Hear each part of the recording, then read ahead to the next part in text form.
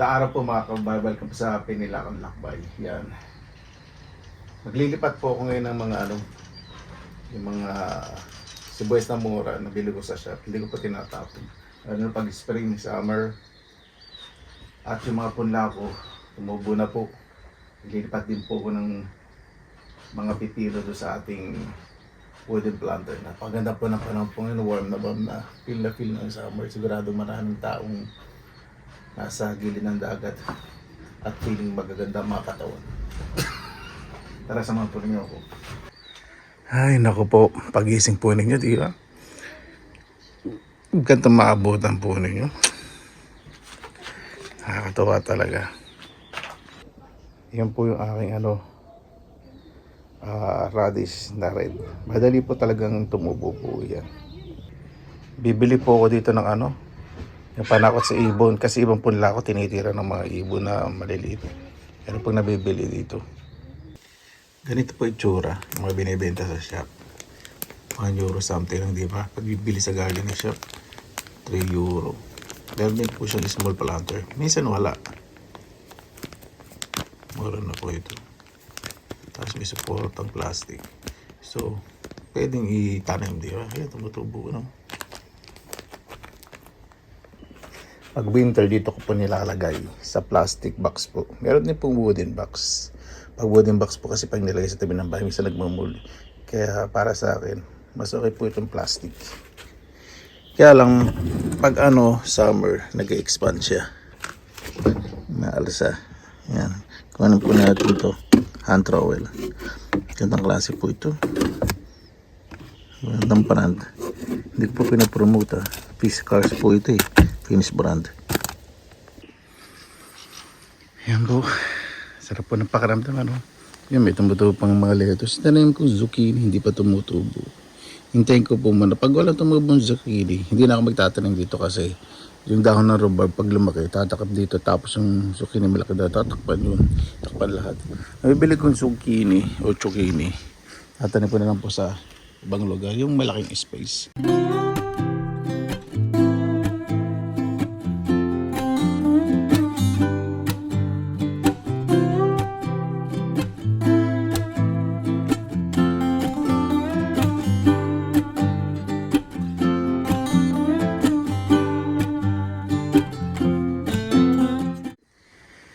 Ang sarap mong tignan, pag malinis ang maayos, nakawala po talaga ng stress. Siyempre, pag lalo nasa abroad, katulad ko po, nilibangan. Ito po lilipat yung dalawang pipino. Yung isa dapat doon sa may isa. Hindi po dito doon sa tabi. Kaya lang, hinintay ko po tumubo ibang pipino, sayang naman. Ito, yung bichuelas, wala pang tumutubo. Pero nagpapatubo doon ako sa pinakita ko po sa inyo na nakaraan. Pakikita ko po mamaya ulit sa mga hindi po nakakita. Yung buto ng bichuelas.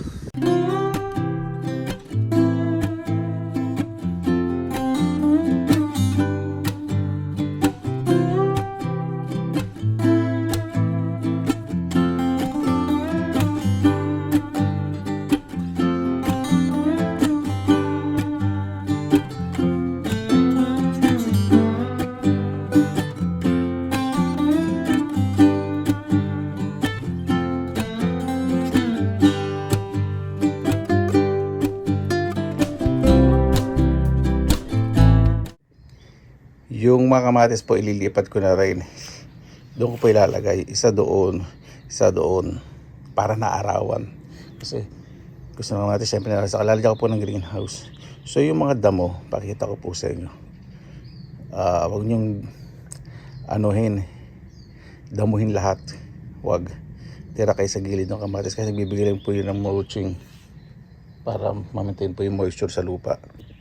Ito po yung sinasabi ko sa inyo, yung mga buto ko, yung bichuelas, zucchini, saka pechay bagyo. Ini-spray ko po yan ng tubig para hindi madry. Medyo half shade. Pinatutubo ko po yan para mas mabilis. So, bibigyan ng humidity, mas mabilis pong lumaki yung singaw sa loob. Kailangan po yan.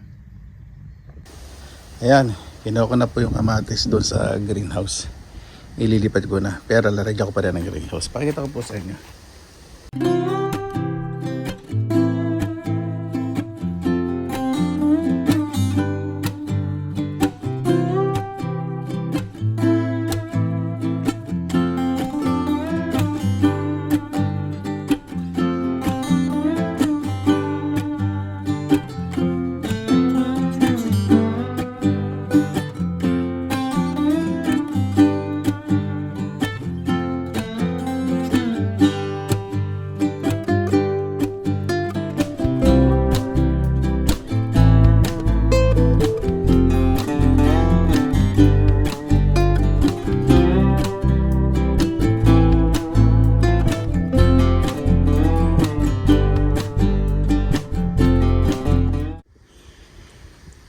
Paano isang pipino, kuya? Ito po yung technique. Lagay po muna natin dito. Habang hinihintay po natin tumubo yung ibang pipino doon. O, di ba? Okay. Yan ang maganda. Kasi yung ground lupa. Tapos,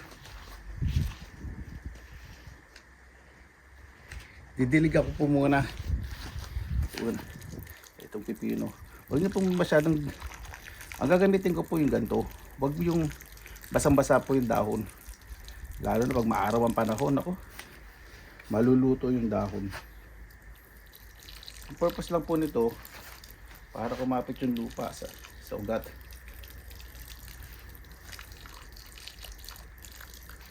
Yan. Di ba? Napaka dali. Tanggalin lang.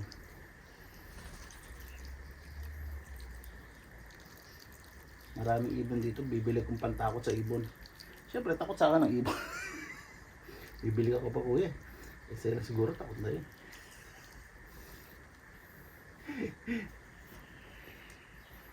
Yan.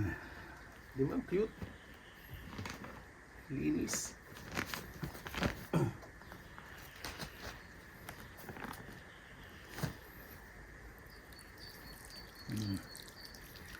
Bili na lang ng, meron akong liquid fertilizer. Kasi yung lupa nito, wala masyadong nutrients. Bibili ko na lang yan kapag nakapag-adjust na. Diba?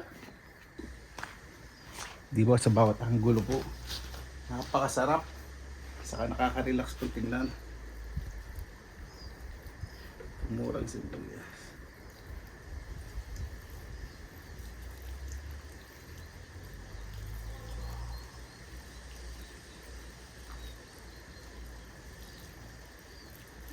Yan. Ay, dyan po yung sili ko. Sige, marami na pong bulaklak po yun. Ang ganda po yun ng humidity singaw. Ayan.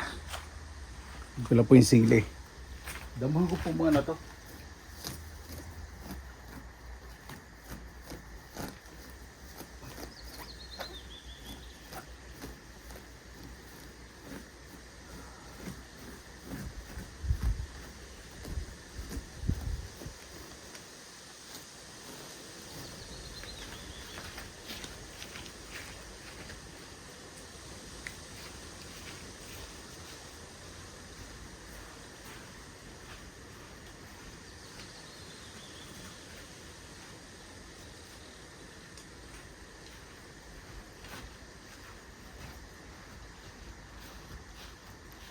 Ito po yung sili. Napakaganda ng tubo. Ano?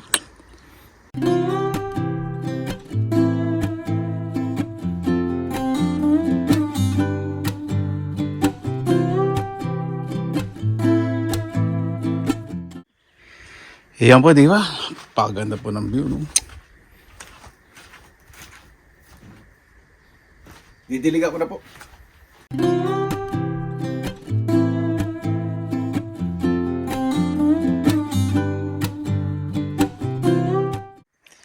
Ayan po, ito nga palang mga radish.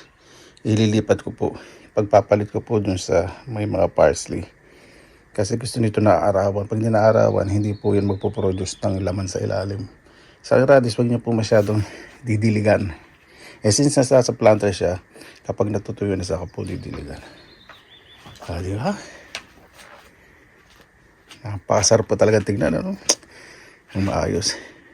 Okay, ayos na po, lilipat ko na po doon. Tapos yung herb, half shade, mas maganda dito.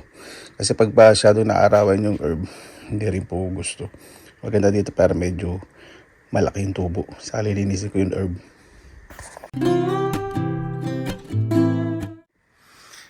Ayan, yung alulod, doon ko po ilalagay yung radish.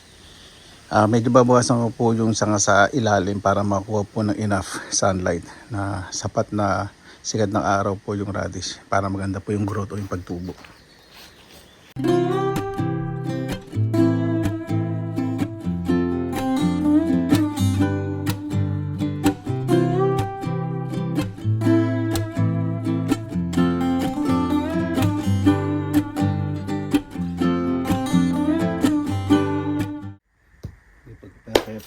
talaga ako eh.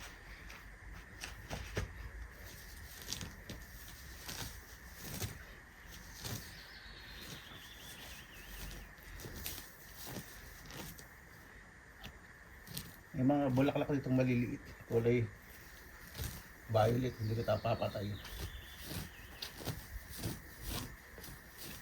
Ang bango po, no? Pag nagdadamo kayo, bango.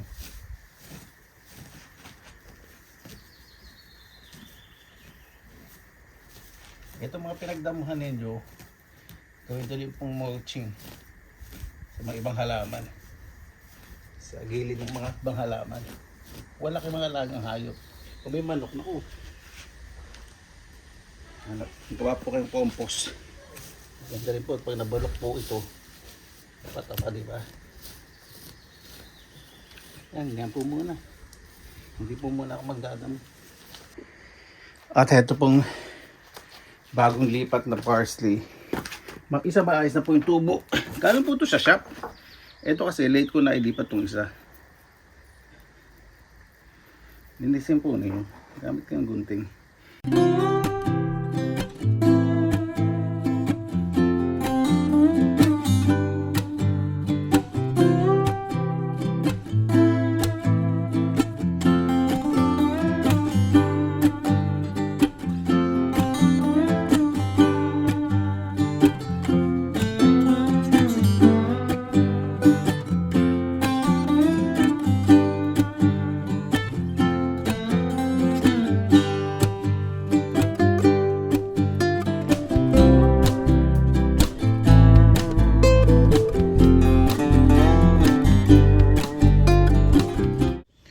Kapag didiligan po ninyo, dun sa nilipatan nyo lang po na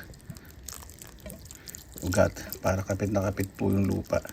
Yan, wag po muna yung dahon kasi didikit po yan sa lupa. Ayan nyo po muna maging stable. Saka yung gilid, maalsa. Buo na pala. Gulo. Makikita nyo po yung greenhouse, ayan, no? Nag-create na agad yung humidity kasi ground. Hindi ka tulad pinalagyan natin dati, bato ilalim ngayon lupa. Mas maganda po yung magiging growth po niyan. Ayan po mga kababayan, punta po tayo sa garden section. Titingin po ko nung ibon, nung pang taboy po.